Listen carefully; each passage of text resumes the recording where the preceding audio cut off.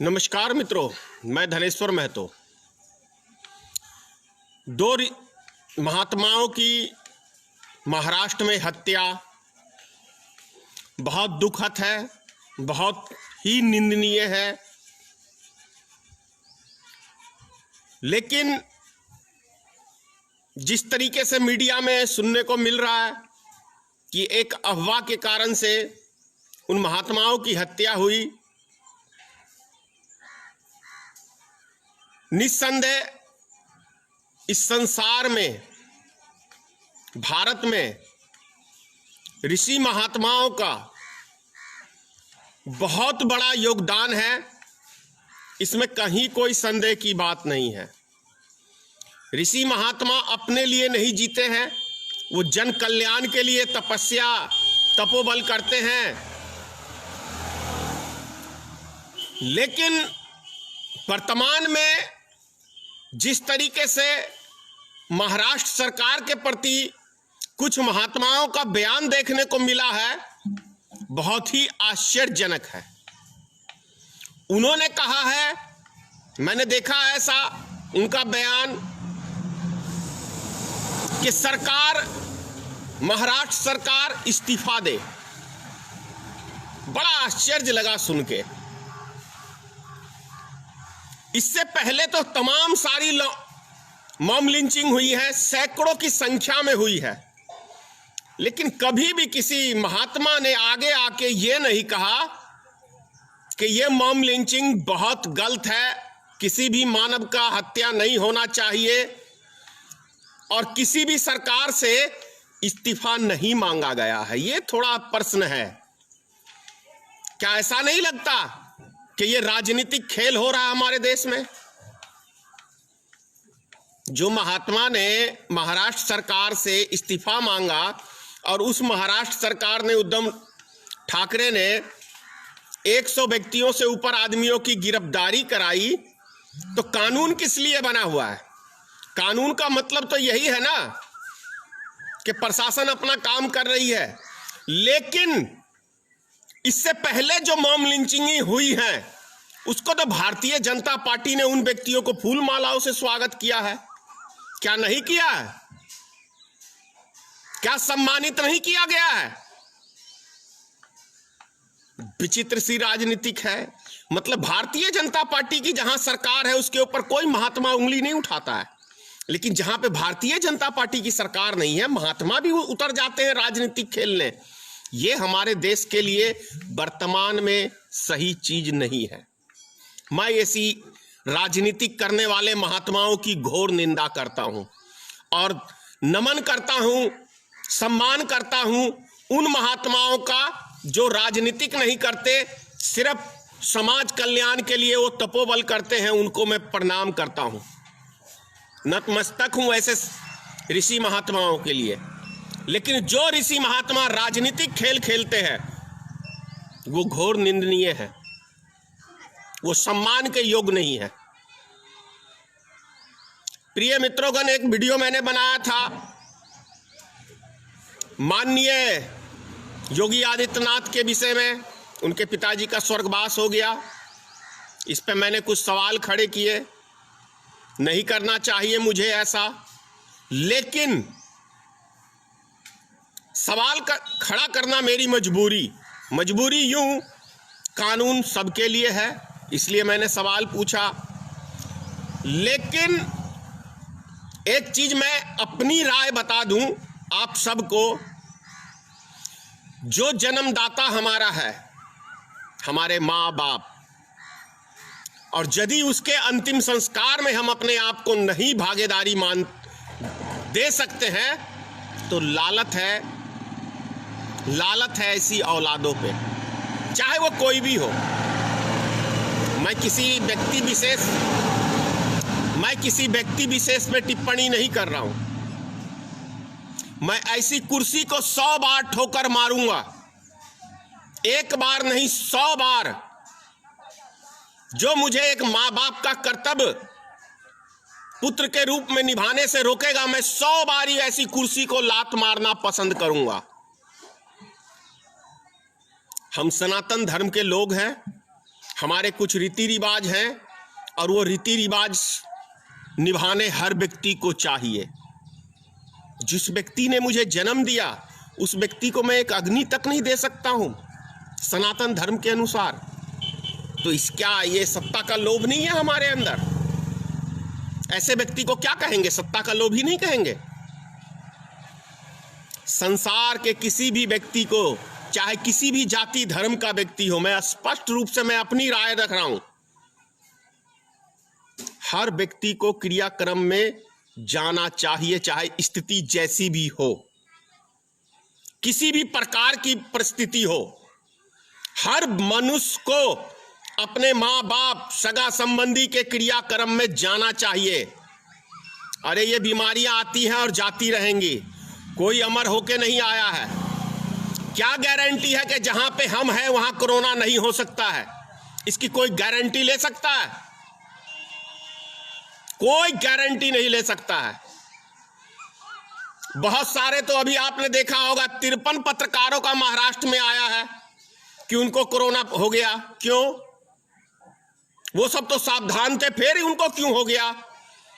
Police प्रशासन बहुत सारे स्वर्गवास हो गए इस कोरोना वायरस में, उनको कैसे हो गया? वो तो सावधान थे। ये सब चीजें सही नहीं है। मेरे हिसाब से माननीय योगी आदित्यनाथ को जाना चाहिए था। क्वेश्चन उठते हैं, इसका यह मतलब नहीं है कि राजनीतिक हो जाए। जाना चाहिए था योगी आदित्यनाथ को ही नहीं, पूरे भारत में किसी भी व्यक्ति के यहां यदि मौत हो गई हो किसी कारणवश, चाहे वो बीमारी से, जैसे भी, उस व्यक्ति को, प्रशासन को भी आज्ञा देना चाहिए, सरकार को भी आज्ञा देना चाहिए और उसको सुविधा देनी चाहिए उसको वहां तक भेजने के लिए। अंतिम समय जाना चाहिए मेरे हिसाब से। जब ऊपर वाले के पास हम जाएंगे, उस विधाता के कोर्ट में हम लोग जाएंगे, तो वहां क्या कहेंगे कि देखो मैंने राजनीतिक गद्दी के लिए अपने मां बाप को त्याग दिया। यही चीज क्वेश्चन होगा। और क्या वो मां बाप बदनसीब नहीं है जिसकी औलाद उसको अग्नि नहीं दे सकती? उसकी आत्मा क्या संतुष्ट रहेगी? ऐसा कौन सा आफत आ गया था? मैं समझता हूं कोई आफत नहीं है, कोई आफत नहीं है। दूसरी चीज, आ जाते हैं बिहार सरकार के ऊपर। एक बहुत पुरानी कहावत है, से खा के निकलेंगे तो दुनिया आपको पूछेगी कि भाई साहब खाना खा लीजिए, चाय पी लीजिए, पानी पी लीजिए, लेकिन जिस दिन आप घर से भूखे निकलेंगे उस दिन आपको रास्ते में कोई व्यक्ति नहीं पूछेगा कि आपने खाना खाया, आपने चाय पिया, आपने पानी पिया। कोई व्यक्ति आपको नहीं पूछेगा। ये मेरा अपना तजुर्बा है, मैं अपने तजुर्बे से ये बातें कह रहा हूं। उसी प्रकार अभी बिहार सरकार, अभी नीतीश कुमार जी का बयान आया था, 94,95,000 व्यक्तियों को हमने 1,000 रुपए खाते में भेजा है बिहार में, और 10 लाख व्यक्तियों को बाहर भेजा है। ऐसा बयान मैंने देखा है। लेकिन उसके बाद भी हजारों कॉल, हजारों की बात कर रहा हूं मैं, हजारों कॉल मेरे पास आए हैं मदद मांगने के लिए, लेकिन मेरे पास है नहीं जो मैं मदद पहुंचा सकता। लेकिन अगर ईश्वर देता तो मैं निश्चित आप लोग की मदद पहुंचाता। तो मेरा प्रश्न यह है बिहार सरकार से कि माननीय मुख्यमंत्री जी, आप उन व्यक्तियों को पैसा दे रहे हैं जो व्यक्ति 90% का पेट भरा हुआ है, 10% को जरूर चला गया होगा, मैं ये कह नहीं सकता। आपको इस टाइम के अंदर उन व्यक्तियों को सहायता पहुंचानी चाहिए जो भूमिहीन है। उनको आवश्यकता है सहायता की, भूमिहीन। उन किसानों को सहायता की आवश्यकता नहीं है जो खेती गृहस्थी करके पूरी तरह से सक्षम है। और उन किसानों को भी अभी योगदान नहीं लेना चाहिए सरकार से।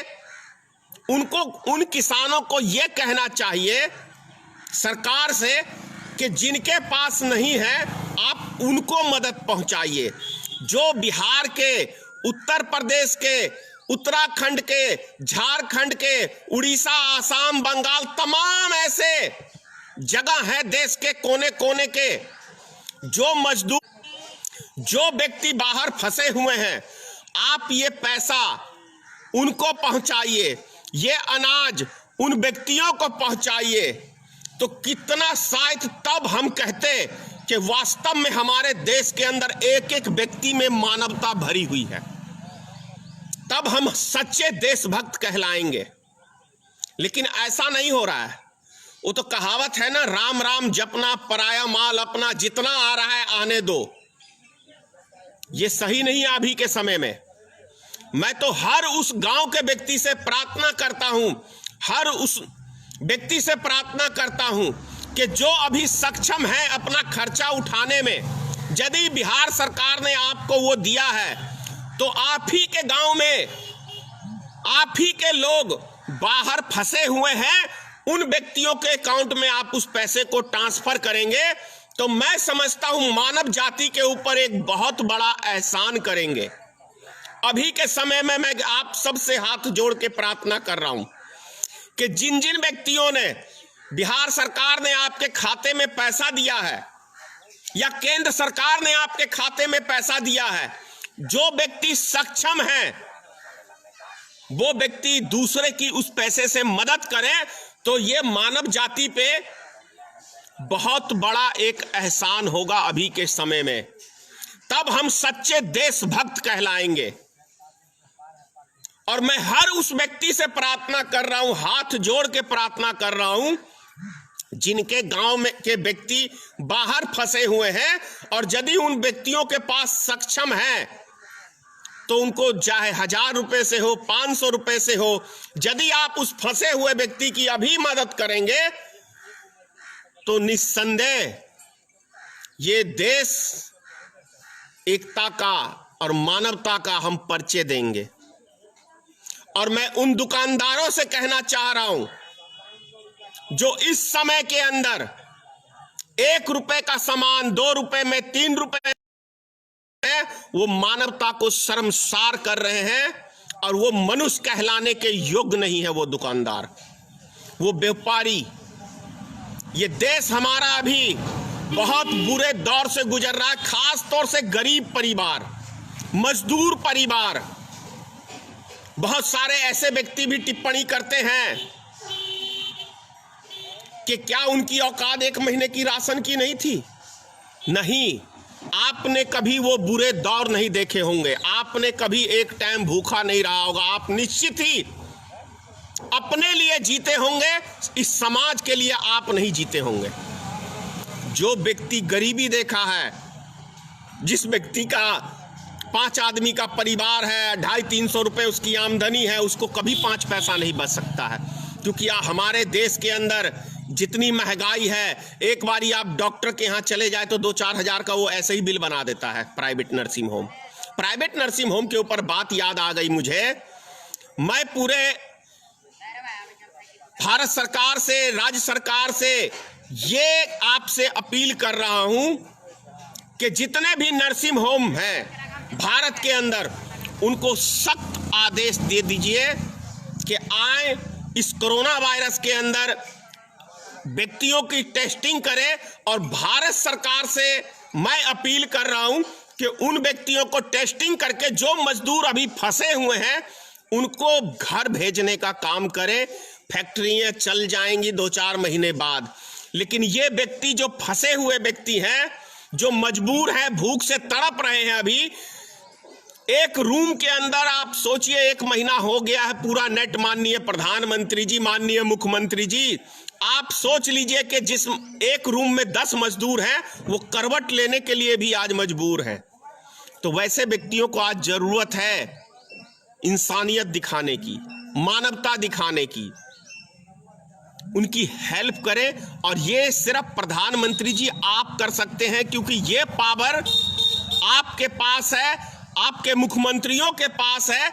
आप यदि चाहेंगे तो ये गरीब मजदूर वो अपने अपने घरों को लौट सकते हैं। डॉक्टरों की कमी नहीं है। जब आप नर्सिंग होम को फ्री में जमीन मुहैया करा सकते हैं, तो क्या ये मानवता के नाते अभी ये मुफ्त सेवा नहीं कर सकते हैं? लोग इलाज के बिना मर रहे हैं। ऐसा नहीं है कि कोरोना वायरस एक खतरा है, बहुत सारी बीमारियां, महामारियां हैं। हर साल लाखों की संख्या में लोग मरते हैं।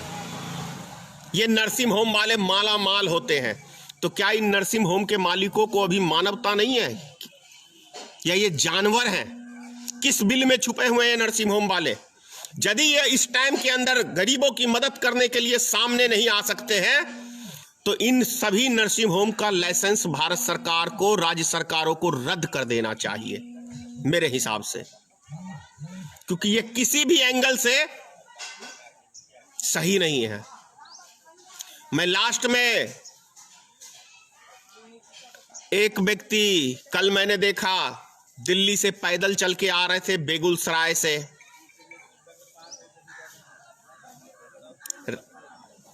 रामजी महतो करके, बनारस के अंदर वो व्यक्ति भूख प्यास से तड़प के मर गया। इतने बड़े शहर के अंदर एक खाना नहीं दे सकता है। ये है भारत की मानवता, ये देशभक्ति है। घंटा घंटी पीटने के लिए तो भाई तुरंत रोड पे आ गए, लेकिन किसी भूखे व्यक्ति को एक रोटी नहीं दे सकते हो, तो कैसी मानवता है भाई? जमुई के अंदर एक गोलगप्पे वाला, 1 महीने से उसकी दुकान बंद थी, उसके बाल बच्चे थे, आर्थिक तंगी आके वो कल आत्महत्या कर लिया जमुई के अंदर। उसके आस पड़ोस में कोई उसकी मदद को नहीं गया। कैसी हमारे देश में मानवता है? ये राष्ट्रभक्ति है? ये समाज भक्ति है? नहीं है। ये राष्ट्रभक्ति कतई नहीं हो सकती, समाज भक्ति भी कतई नहीं हो सकती है। मानवता को शर्मसार करने वाली चीज है ये सब चीजें। ये बुरे टाइम के अंदर असली देशभक्ति परीक्षा अब आपकी है। यदि हम किसी की मदद नहीं कर सकते हैं, तो दूसरों से तो गुहार कर सकते हैं ना। यदि हम सक्षम नहीं हैं, तो दूसरों को तो आग्रह कर सकते हैं ना। मैं आप लोग से कहना चाह रहा हूं, हर उस व्यक्ति से कहना चाह रहा हूं, हर उस बिहार के व्यक्ति से कहना चाह रहा हूं जो गांव में सक्षम है, जो बिहार सरकार ने अभी अनुदान दिया है, वो गरीब आदमियों को दें। जो समाज में जरूरतमंद है वही अनाज आप उसी को दान कर दीजिए ना। बहुत बड़ा उपकार होगा मानव जाति पे। और आपको भीतर से जो खुशी महसूस होगी ना, उसकी आप कल्पना नहीं कर सकते हैं। एक बारी करके तो ऐसा देखिए, बहुत आनंद आएगा। शायद जीवन में आपको इतना आनंद नहीं आया होगा जितना कि आप किसी निस्सहाय को, किसी गरीब आदमी को आप मदद करेंगे तो आनंद आएगा। आगे क्या कहूं, देश के हालात बहुत खराब हैं। हमारे मजदूर भाई फंसे हुए हैं। मैं केंद्र सरकार से, बिहार सरकार से अपील कर रहा हूं कि उन मजदूरों के विषय में सोचिए, उनके घर परिवार के विषय में सोचिए। और माननीय प्रधानमंत्री जी, जो आपने कहा था अभी 4-5 दिन 6 दिन पहले, जान है तो जहान है, ये आपका वचन है। तो गरीब मजदूरों की जान की चिंता आपने अभी तक नहीं की है माननीय प्रधानमंत्री जी। अगर ये चिंता की होती तो जो व्यक्ति पैदल चल के आ रहे हैं, आपके पास इतना पावर है, आपके पास, अगर सरकारें हमारी चाहेंगी तो कोई बड़ी चीज नहीं है इनकी मदद करना। जितने शिक्षक हैं उनको आप इस ड्यूटी में लगा सकते हैं, जितने सरकारी कर्मचारी हैं इस ड्यूटी में लगा सकते हैं, लेकिन आपने सबको छुट्टी दे रखा है। मजे में रहिए, घर में रहिए, ये सही नहीं है। जय हिंद, जय भारतीय मित्र पार्टी, जय श्री राम, जय मां भगवती। मां भगवती से प्रार्थना करता हूं कि हमारे माननीय प्रधानमंत्री जी को थोड़ी सी सद्बुद्धि दे, जो गरीब आदमियों के विषय में सोचे, जो मजदूर हैं उनके विषय में सोचे।